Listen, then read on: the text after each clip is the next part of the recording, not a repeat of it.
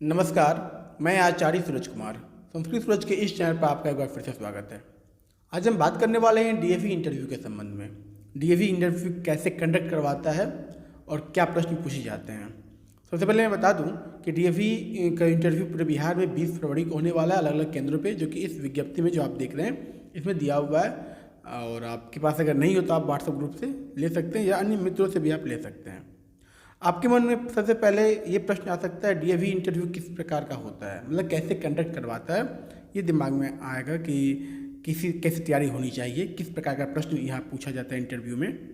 ठीक है, ये आपके दिमाग में ये प्रश्न बार बार जो नए इंटरव्यू फर्स्ट टाइम देने जा रहे हैं उनके मन में, या फिर ऐसे भी इंटरव्यू जब देने जाते हैं कोई व्यक्ति, तो उनके मन में ये सब सवाल कॉमन है, आता ही आता है।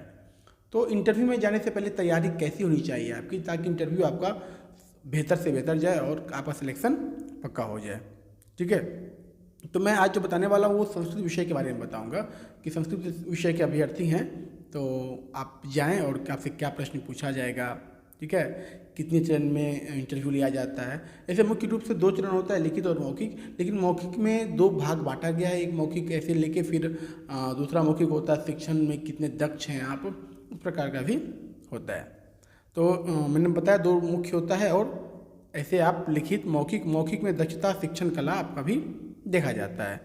इस प्रकार से तैयार करके जाते हैं अगर आप पूर्ण ये करके 20 फरवरी को अपने इंटरव्यू स्थान पर, तो मुझे विश्वास है कि आप सफल हो जाएंगे। अब आपके मन में सवाल है कि संस्कृत में क्या प्रश्न पूछा जाता है, संस्कृत में अगर जाएँ तो क्या तैयारी करके जाएँ। ऐसा ना हो कि कुछ तैयारी कुछ करें और वहाँ कुछ पूछा जाए।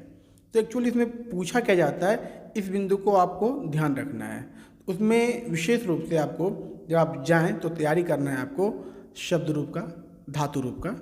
ठीक है, कुछ विभक्तियां आपको जाननी चाहिए, कुछ शब्द दिया जाएगा आपको, वाक्य दिया जाएगा, उसमें पूछा जाएगा विभक्ति क्या है। ये रिटर्न में ऐसा होता है, रिटर्न में आपको इस प्रकार का प्रश्न पूछा जा सकता है। सोच रहे हैं कि मतलब कि कौन सी धातु रूप क्या याद करें, शब्द रूप में क्या याद रखें। तो मुख्य रूप से जो हमेशा स्नातक स्तर या जो आप सीटेट क्वालिफाई करके जा रहे हैं संस्कृत शिक्षक के रूप में, तो नदी का, मुनि का, ये बालक शब्द रूप, अस्मद युष्मद इत्यादि, ये सब को आपको ध्यान में रख के जाना। हो सकता है ये रिटर्न में ये सब आता है लिखने के लिए, वो आपको लिखना पड़ेगा। धातु रूप में आपको गम का, लिख, पद, चल, ये सभी लकार इत्यादि आपको ध्यान में रखना होगा। और जब आप इंटरव्यू मतलब लिखित फेस करने के बाद जब आप मौखिक में जाएंगे तो आपसे श्लोक पूछा जाएगा। श्लोक या हो सकता है श्लोक लिखने के लिए भी दिया जाए, 1-2 श्लोक अर्थ सहित लिखना हो। वही चीज़ मौखिक में पूछा जाएगा कि अर्थ जो आप श्लोक कहेंगे तो आप लय सहित उच्चारण कीजिए, और इंटरव्यूअर जो रहेंगे वो हो सकता है उसी श्लोक से उसका अर्थ पूछें। ठीक है, तो उसके अर्थ को भी आपको जानना आवश्यक है, तो वो आपका देखेंगे। आपका कॉन्फिडेंस कितना है। आप हो सकता है कई छात्र क्या होते हैं कि इंटरव्यू लिखने में तो कमज़ोर होते हैं, लेकिन क्षमता होती है, दक्षता होती है बच्चों को पढ़ाने में।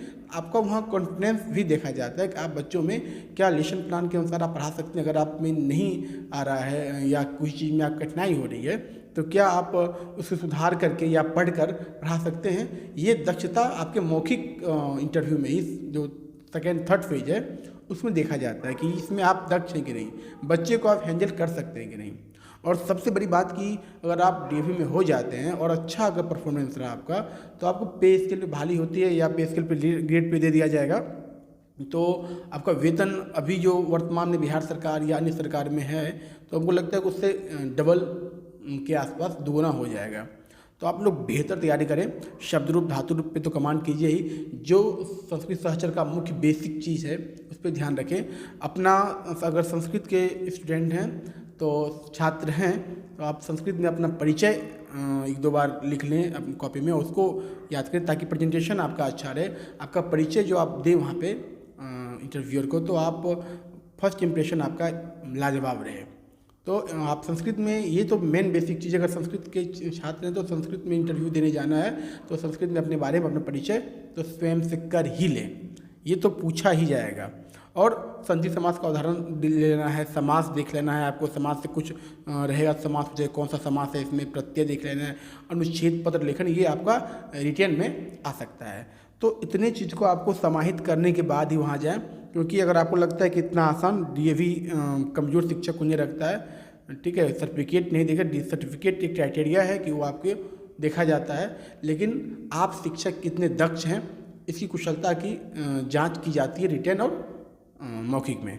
तो इस सब चीज़ को आपको ध्यान रखना और इस सब चीज़ को फुलफिल करने के बाद ही जाना है। तो मुख्य रूप से आपको ध्यान रखना है, आपको संस्कृत में अपना परिचय देना है, बेसिक सहचर जो संस्कृत सहचर का होता है, कारक संधि समास वगैरह, वो आपको देखना है। धातु रूप शब्द रूप जो मैंने बताया अभी जस्ट, वीडियो आप रिमाइंड करके देख लें, उसमें क्या क्या पढ़ना है वो आपको ध्यान रखना है। और बस इतनी बजाय कॉन्फिडेंस लेवल हाई रखना है। इसमें मतलब ऐसा हो सकता है कि आपको आपका मनोबल भीड़ देखें, क्योंकि देखिए बेरोजगारी बहुत ज़्यादा है, सीटेट पास अभ्यर्थी भी बहुत ज़्यादा हैं। तो जब आप सेंटर पे पहुंचेंगे तो बहुत सारा भीड़ दिखाई पड़ेगा आपको। एक आध बार तो ऐसा लगेगा कि छोड़ देते हैं, तो बिल्कुल मत छोड़िएगा, डटे रहिएगा। और मुझे विश्वास है कि आप इंटरव्यू देने का मन बना चुके हैं, तो इंटरव्यू आपका सबसे बेस्ट जाएगा।